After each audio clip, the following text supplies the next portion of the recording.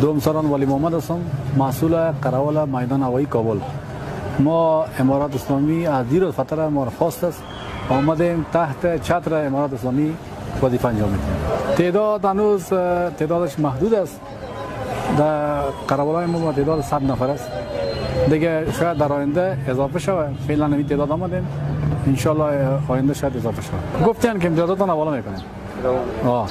وعده کردن.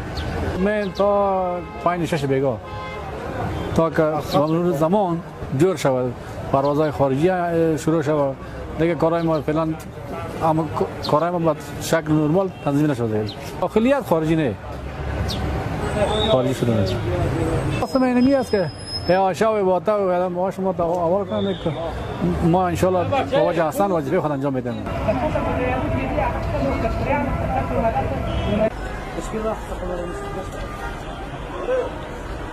ساتر منصد مختارن د کابل د نړیوال هوایي ډګر په هغه کې وظیفه اجرا کوم. اوس راغلی په دې کارول ته مسافرو د باغ لپاره زلته تلاشي وکړو. د تلاشي د هغه لپاره راغلی خو حاضر یو د هر شي لپاره حاضر اوس. خو یو خواهش د منګه ده له امارات اسلامي نه چې منګه د امتیازات منګه هغه کې ځکه چې ډېر دغه درې میاشتې کېږي منګه تر څو امتیازات شی نه دي لیدلي باید هغه د منګه هغه 100 نفر خو له اومدیم به خاطر امنیت دمی به خاطر تلاشی نمی چیزا اومدیم که جمعی مردم پرواز داخلی و شروع شده به خاطر این پرواز داخلی اومدیم داخل که تلاشی چیزا شوه مردم.